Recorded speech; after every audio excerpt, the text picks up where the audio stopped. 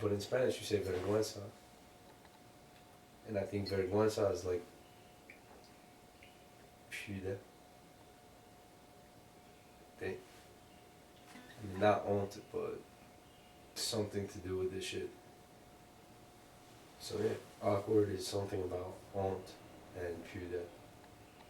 Oh, do you think there's any pudeur in music? Oh hell yeah. Yeah, hell yeah. What is pudeur? Well, to me, it means something different than probably most French people. What does it But mean? to me, it means decency, like not wanting to be too loud as a person. So if you're a loud person, you talk a lot. Like me, even I regret. I feel like I have too much, or I don't have enough pudeur. Because if I'm speaking a lot or trying to draw the attention to myself, tell stories about myself that are not necessarily relevant, that's pudeur. How do you make them relevant though? Well, yeah, you make them relevant by being clever, but pudeur is something that you have when you have done that too much.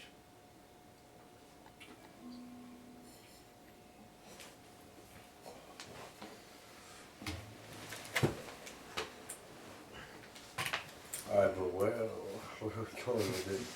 What? Bon, il faut parler de la musique. Hold on. So there's the. Oh yeah, talk about the time when they made you sing California. This line is your land. Well, Like right away, he's like, sing, sing. yeah, no, but that's just. He wasn't thinking about the meaning of the song or anything. I mean, I don't think he was.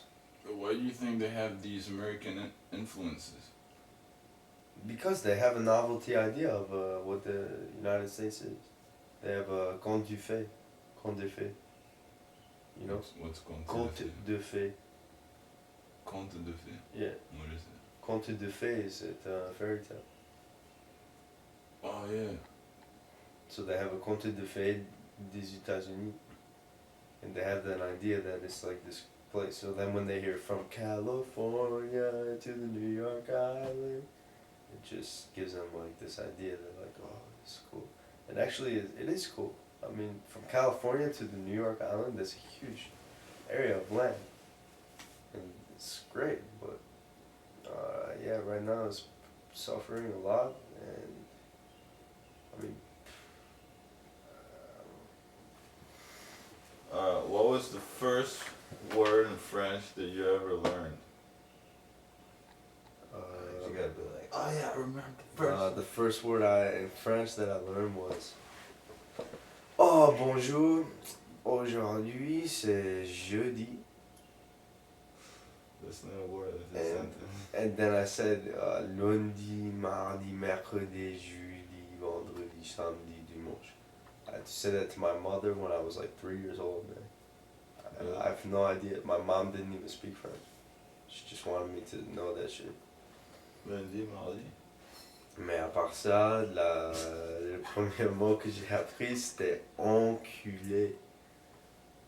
C'était enculé. C'était enculé. C'était enculé. But not just enculé, but. Ouais, c'était enculé ta race. Enculé de ta race. Enculé de ta race. Yeah, because everyone Enculé says that ta race. on the street in Bourbon. Yeah. No, even just to say ta race. Well, yeah. Mais j'ai vu la même chose chez moi. Chez moi, c'était comme ça. Si t'es dur, si t'es tough, quoi. Tu sais, si t'es tough, il n'y a personne qui peut fucker avec toi. Là, t'es un homme. Là, t'es un homme. Et voilà. Chez moi, c'était comme ça. That's what you were gonna say. Dude, it has to be about music. Non, but it's about enculer ta race. What about Music? Okay, man. But no, just let me say about music. Okay. Alright, so Alright, music. music. Alright, so music. Yeah, music. Music is the trance. It's all about the trance. The trance is achieved very easily. You can achieve the trance simply by going something like this.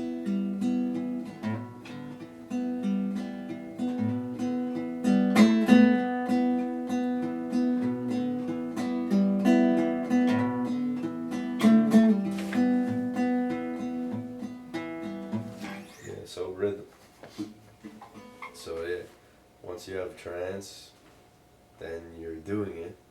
Then you have music, and then people decide to get off even more by saying words that they can share together with like a rowdy sentiment or any kind of sentiment, like a solemn sentiment, caring sentiment, anything. But what is it with the need to speak out?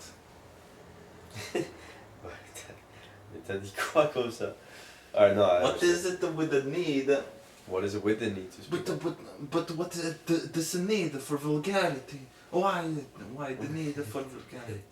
Yeah, I don't know, but it's happening anyways. But it's horrible. I mean, El Malo Tonton, he's gonna be really pissed about this shit, No, man. that's gonna make sense. You know? It's really the Mario Tonton says everything. I mean, my grandfather cannot understand Eminem, man. If you put Eminem on your grandfather's ears in the headphones, he's gonna be very upset. I'm telling you, he's gonna be so pissed. It's like, how can you explain to the two generations before us about how it's normal to say shit like, yo, I'm gonna pop a cap if you fuck with me, don't fucking cross me because I'm slinging cocaine and I'm gonna fuck you up. Like, I'll fuck your bitch too. And this is like shit you hear on the radio. It's horrible. But that's just how people are used to talking. Because there's a thing about being tough. You want to, like, dominate. But yeah. And so the music. And so music is used to do that. To dominate. Well, no. I think in France, when you see shit like that, it's just a naive adaptation of American style. Honestly. Cause What shit? like Anthem, Okay. it's like a naive adaptation of American style.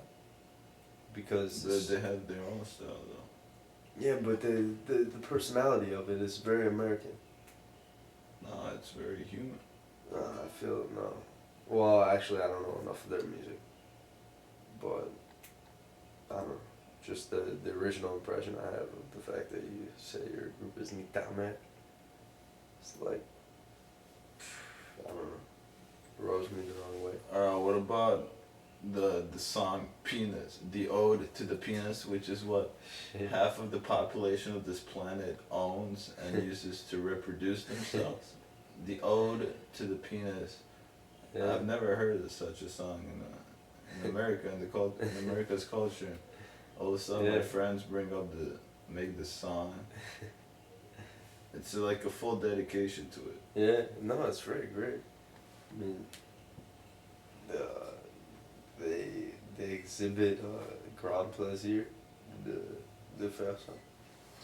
Like, they have great pleasure in singing this ode, and it clearly represents something meaningful and something that everybody can relate to. Right, but what about the moment that you were actually witnessing it for the first time? That these guys were playing what appears to be a normal song, but when you listen closer to the words, you see that there's a complete trip involved into what this guy's mind is all about. Well, that's the beauty of music, because you can hear it from like, a mile away. You can hear the rhythm and the strength of it, right? You can hear that it's strong, but then when you get closer, you realize that there's a whole other story going on that you didn't even know about.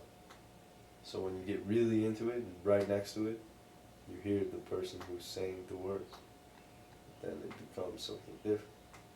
But in the end, I don't want to really like go that deep into interpreting the words of Spook, because really, to me, it's just example of a bunch of guys getting together to have a good time and to share something that's funny to them and also kind of clever, and it's great because it's poetry. Like they're making clever ways of saying shit. But how is it clever if? Why does it need to be clever? It's just a basic Because song. clever is kind of, well, clever is a way to say that it sounds like music. Like it sounds like a song. Because if you just talk like normal, like the way we're talking right now, you put that to the words of a song, like if you just talk normal, the way we're talking right now, and then you put it to the words of a song, it's not as clever as saying shit like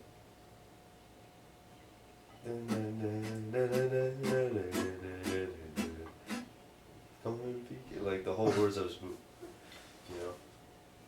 Like the way they did it is cool, but at the same time you get looks on the beach of other people who are watching, like who heard us singing that song and they're like, what the fuck are they singing about? I mean, did you ever see something like that? Did you ever see other people on the beach who heard us singing these songs and were like confused about it? I mean, how was the reaction to the music? They generally gather around the crowd, and the crowd gets bigger. And the bigger the crowd gets, the more crazy the songs and the lyrics of the songs become. And becomes a whole set of improvisation and manipulation to manipulate Yeah. Because it's their emotion. The basic exactly, emotion. man. Because music is not something that you just, it's not something that like the person who's making the music, it's just like a radio. It's not something that a radio that you just push play and the person is doing it. No, it's instead it's something that has to change depending on who the people are around you, right? So, I mean, me, like when I was there, every time we were traveling and I had a guitar, the chance to play or sing or something, if there's someone around that's listening to me, I'm gonna play something specific to kind of just be in harmony with them, to say like hello or whatever. I mean, like these guys I was hanging out with tonight, they played songs that everybody knew. So they knew that the people who were there knew certain songs, and then they just played them, and then everyone was singing. So, I mean, they used really the trance factor in a good way, because they knew that they could reel people in with certain shit. So that's kind of what it's about. Like you gotta, be on the tip of your feet. You gotta be on the balls of your feet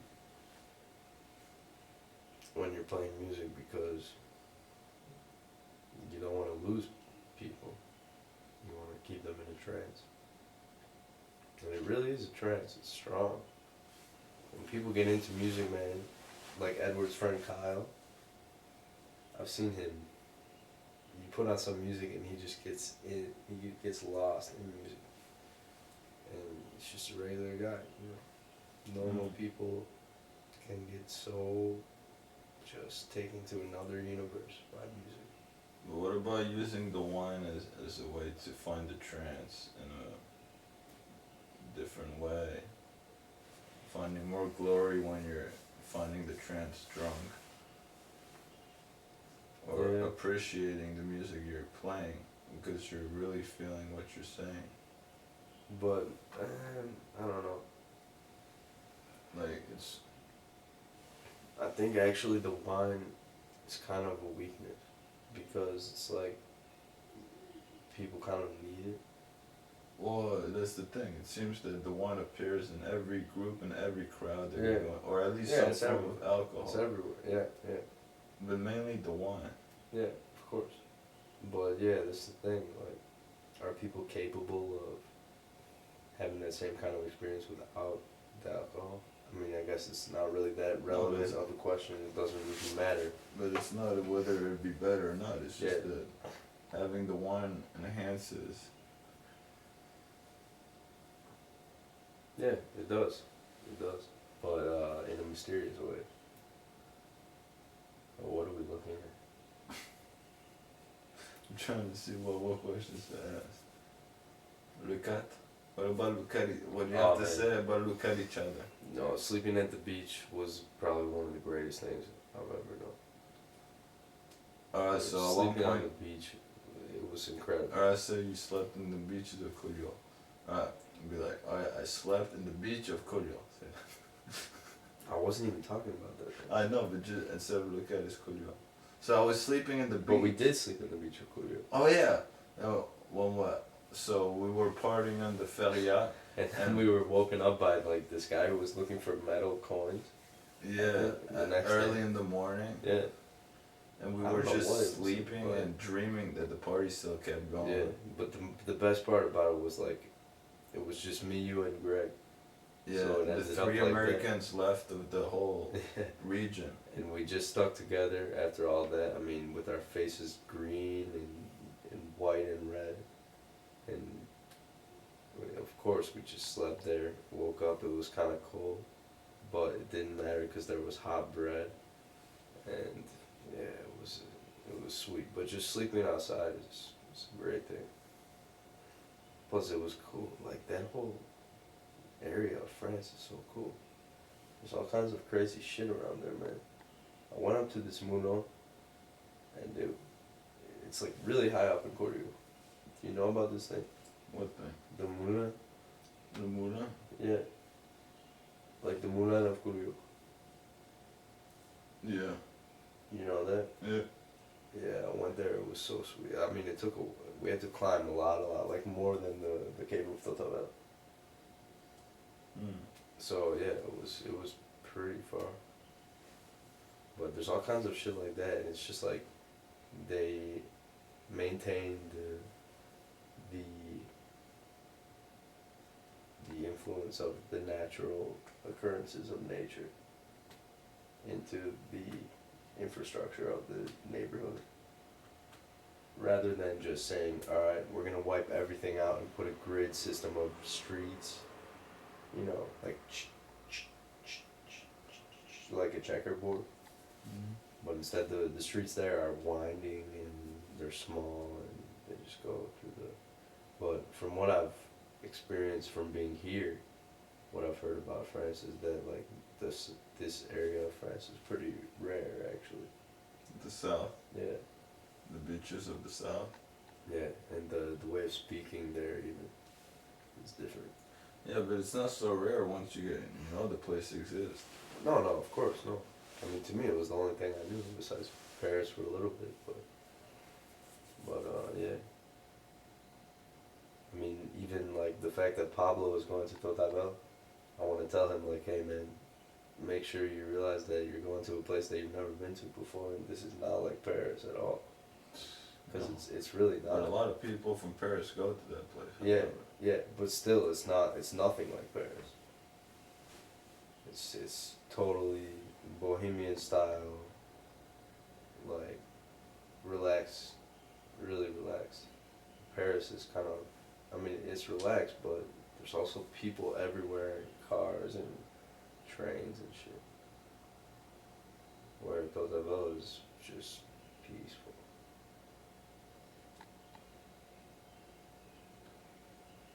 So yeah, I mean, Alright, what about the first time you saw Banyuls? Remember the first time I brought Banyuls back to America yeah. and the cops caught me at the airport and because I had the wine, but they let me go with the wine and I brought it to America and showed them my Yeah. wine from France, the Banyuls. Yeah, the sweet bun the dessert one. Yeah, it tastes